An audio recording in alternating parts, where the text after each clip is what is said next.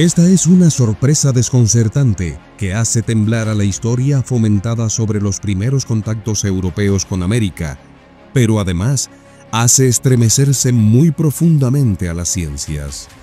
Un cráneo alargado de 2000 años de antigüedad, proveniente de Paracas, en Perú, ha sido analizado por científicos y se ha descubierto que su ADN pertenece a un individuo escocés.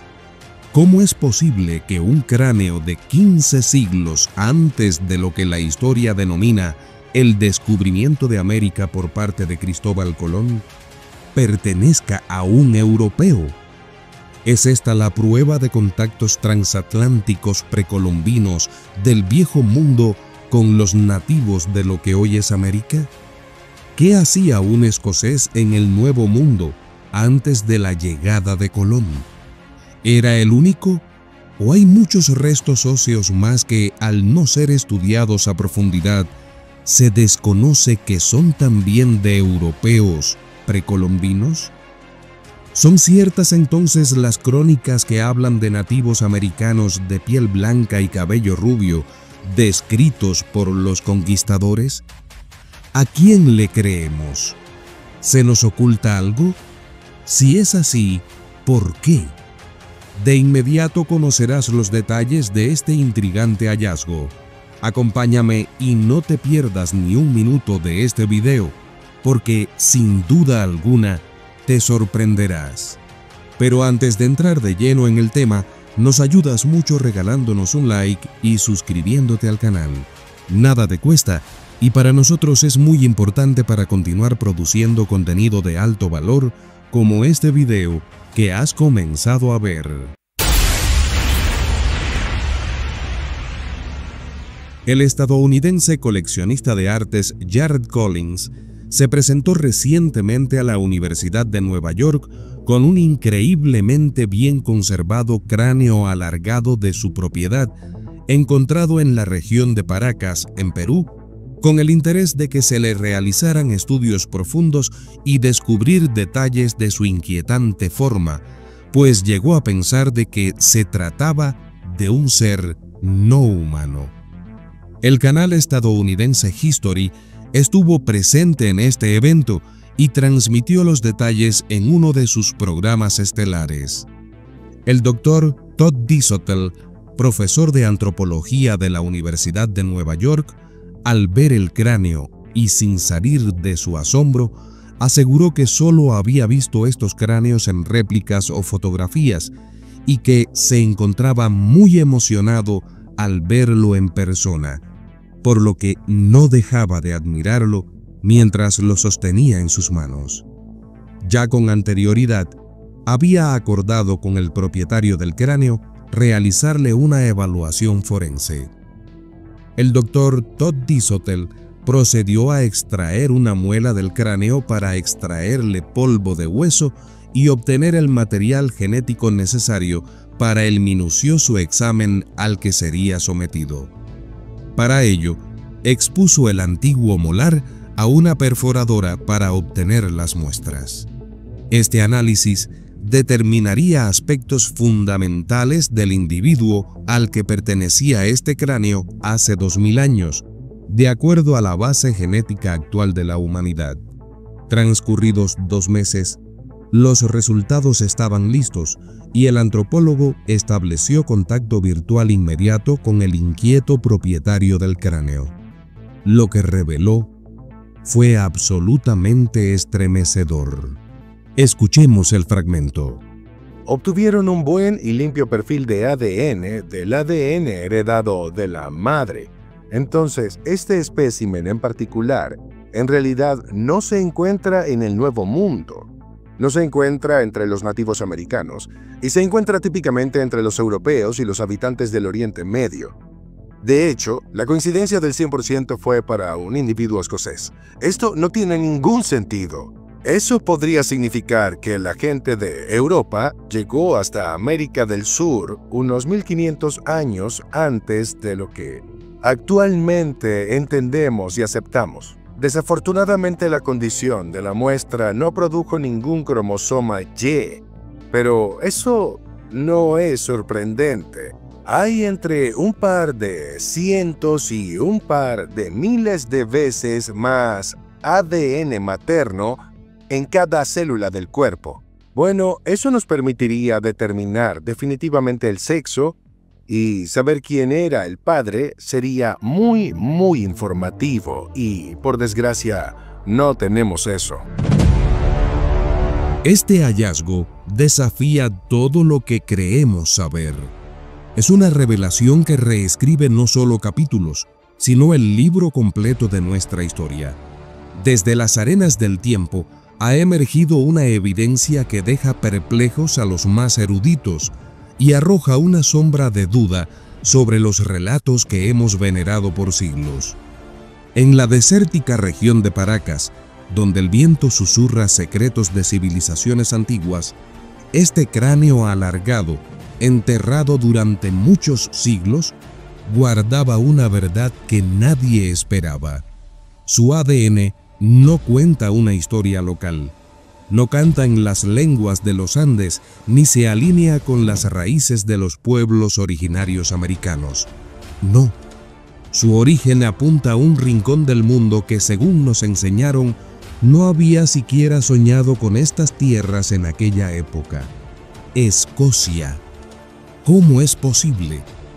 ¿Qué significa que un europeo, un individuo de tierras tan distantes, caminara entre los pueblos de América al menos 1500 años antes de Cristóbal Colón?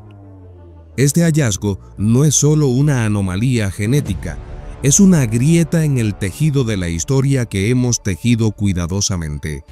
Estamos ante la prueba de que los mares que separan continentes no fueron barreras insalvables, sino puentes que desconocíamos. ¿Quién era este individuo? ¿Fue un navegante errante, un exiliado o el vestigio de un intercambio cultural que precede al que llamamos descubrimiento? Más inquietante aún, ¿qué otras verdades permanecen ocultas esperando el momento de ser reveladas? El impacto de este hallazgo trasciende las fronteras de la ciencia. Desafía el orgullo cultural, la narrativa académica y nuestra comprensión de la globalización antigua. Nos invita, o más bien nos obliga, a replantear nuestras certezas. Quizás la historia no es una línea recta que va de un punto a otro, sino un intrincado laberinto de encuentros, olvidos y sorpresas. En este cráneo alargado yace un mensaje. La historia que conocemos no está completa, y el futuro de la humanidad depende de nuestra capacidad para aceptar lo desconocido, para escuchar las voces enterradas en el polvo y para reescribir lo que creíamos eterno. ¿Estamos preparados para enfrentar las verdades que hemos ignorado? ¿Para aceptar que a veces los mitos tienen más verdad de lo que quisimos admitir? Este descubrimiento podría ser la chispa que ilumine los rincones más oscuros de nuestra historia compartida, porque tal vez las leyendas de viajes imposibles y encuentros improbables no eran meras fantasías, sino ecos de un pasado que ahora empieza a hablar. Pero lo más extraño aún es que este hallazgo no se ha amplificado en otros medios de comunicación con la relevancia que requiere. ¿Es acaso que realmente se oculta información importante que podría ocasionar problemas en la actualidad? Por el momento, puedes ver el programa completo en el que aparece este descubrimiento en el canal de YouTube History Latinoamérica, y esperemos que, quizás en algún momento, nos sorprendan con alguna noticia reveladora. Una cultura preincaica desaparecida del territorio de lo que hoy es Ecuador. Los paltas. ¿Cuándo y dónde desarrollaron su vida? Hay pruebas inobjetables de su desarrollo y señorío, pero incluso existiendo investigaciones sobre ellos, una bruma de enigmas pesa sobre su desaparición. ¿Quiénes fueron los paltas ¿Y cuáles fueron los motivos de su desaparición? Hoy vamos a adentrarnos en los laberintos de esta cultura que hizo frente a la invasión incaica desde el territorio del actual Ecuador. No te pierdas ni un minuto de este video, pero antes de entrar de lleno en el tema, nos ayudas mucho regalándonos un like y suscribiéndote al canal. Nada te cuesta y para nosotros es muy importante para continuar produciendo contenido de alto valor como este video que has comenzado a ver. Aunque existe poca y dispersa información sobre esta importante cultura que tuvo su territorio en lo que hoy es Ecuador, nos dimos a la tarea de aglutinar detalles desde varias fuentes. Una de ellas, las investigaciones realizadas por el Dr. Isidro Marín Gutiérrez, quien ha sido profesor asociado del Departamento de Sociología y Trabajo Social en la Universidad de Huelva, en España, profesor tutor en Venia Docendi en el Centro Asociado de la UNED de Huelva, también en España, y actualmente es docente investigador del Departamento de Ciencias de la Comunicación de la Universidad Técnica Particular de Loja, en Ecuador, y profesor en el Máster Internacional de Comunicación y Educación Audiovisual. Es muy difícil realizar un acercamiento a una cultura extinta de la que no existe una amplia información y no existen imágenes representativas o referenciales a modo de dibujos que puedan ser utilizadas para la producción de un video. Es por ello que nosotros utilizaremos imágenes que se acerquen en algo a lo que podría haber sido en su momento. Los paltas fueron un pueblo preincaico que vivió en el sur de Ecuador, concretamente en la actual provincia de Loja, aunque también se tienen evidencias de su presencia en territorios aledaños. Fue un pueblo originario de la Amazonía, emparentado con los Shuar, que antiguamente fueron nombrados bracamoros por parte de los invasores españoles. Los paltas vivían principalmente en los valles. Su base principal era la agricultura. Fundamentalmente, según plantea el doctor Isidro Marín Gutiérrez, cultivaban maíz y yuca, pero también frijoles, calabazas, maní, chirimoyas, guavas, tunas, entre otros. Utilizaban para arar la tierra la chaquitacya, conocida también como tirapié o arado de pie, que fue uno de los instrumentos de labranza más importantes del mundo andino. Según fuentes arqueológicas, la chaquitacya es un instrumento antiquísimo que data incluso de los inicios de la agricultura en América. Los paltas, según algunos especialistas, utilizaban guano para fertilizar la tierra. El guano, palabra proveniente del quechua guano, que podría aceptarse como abono, es el sustrato resultante de la acumulación masiva de excremento de murciélagos y otros animales en ambientes áridos o de escasa humedad. Como abono, el guano es un fertilizante altamente efectivo debido a su excepcional contenido alto en los tres componentes principales para el crecimiento de las plantas: nitrógeno, fósforo y potasio. Esto denota un amplio conocimiento por parte de los paltas sobre la agricultura, quienes también tenían conocimientos en la irrigación de la tierra a través de canales, presas y fuentes. Los paltas, según algunos investigadores, contaban los años por meses lunares de 12 lunas y dividían el tiempo en veranos e inviernos, o sea, temporada de siembra y temporada de cosecha o recogida. La sociedad estaba dividida estamentalmente entre caciques, sacerdotes, soldados, comerciantes y agricultores. Se estima que el pueblo palta antes de la invasión inca tenía unas 100.000 personas. Los paltas estaban divididos en 5 grandes grupos. El primero, conocido como los chaparros, vivía en la zona de Saraguro. Estos fueron los que mayor resistencia protagonizaron contra la invasión inca de Túpac Yupanqui. El segundo grupo, conocido como los garrochambas, vivía en la zona de Zaruma y Loja. El tercer grupo, conocido como los ambocas, vivían en la zona de lo que hoy es San Pedro de la Bendita. El cuarto grupo, conocido como los calvas, vivían en Gonzanamá, Cariamanga, Amaluza, Sosoranga, Macará, Quilanga, Espíndola o Calvas, y el quinto grupo los malacatos, vivían en la zona de Palanda, Valladolid, Palmira, Vilcabamba, Malacatos, Taxiche o Landangui. Este es un aspecto muy importante de esta cultura. Los paltas practicaban la deformación del cráneo en los niños menores de 3 años, y de ahí proviene su nombre. Palta significa aguacate, por lo que cuando los invasores españoles los encontraron, al ver la forma de su cráneo parecido a los aguacates, los denominaron así, paltas. Huayna Cápac en 1440 no pudo someter a los bracamoros de la Amazonía y los consideraron indignos de entrar en el Tahuantinsuyo, pero Túpac Yupanqui invadió las tierras paltas. Aunque los paltas, según algunas fuentes, resistieron estoicamente, fueron doblegados por los incas. 80 años después lo hicieron los españoles y se produjo la dominación total y el mestizaje. Garcilaso de la Vega en 1609 afirmó que la invasión inca fue pacífica con respecto a los paltas, mientras que Cieza de León en 1550 afirmó todo lo contrario, que la invasión inca a los paltas fue terrible. La desaparición de los paltas es un tema muy complejo que involucra múltiples factores históricos, sociales y ambientales.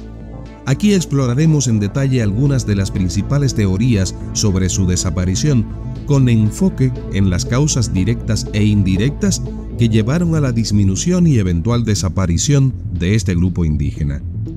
Por una parte tenemos la expansión inca. Durante el siglo XV, los paltas fueron conquistados por el imperio inca bajo el liderazgo de Túpac Yupanqui. Los incas eran conocidos por su estrategia de asimilación cultural y política, imponiendo su administración, religión y lengua, que era el quechua, en los territorios conquistados.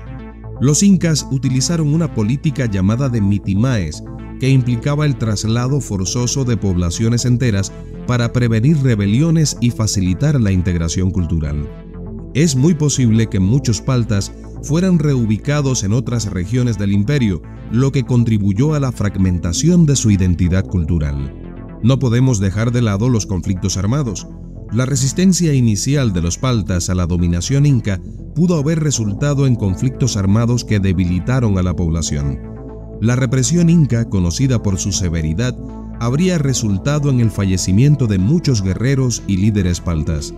Las batallas y la posterior represión habrían causado una reducción importante en la población, lo que debilitó aún más la estructura social y cultural de los paltas.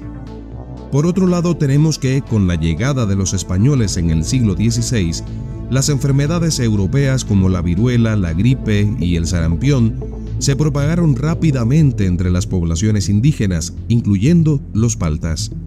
Estas enfermedades, para las cuales los indígenas no tenían inmunidad, resultaron en una mortalidad catastrófica. Las altas tasas de mortalidad debilitaron las estructuras familiares y comunitarias, contribuyendo a la desintegración social y cultural de los paltas. Además, los españoles implementaron el sistema de encomiendas, donde los indígenas eran obligados a trabajar para los encomenderos españoles bajo condiciones extremadamente duras.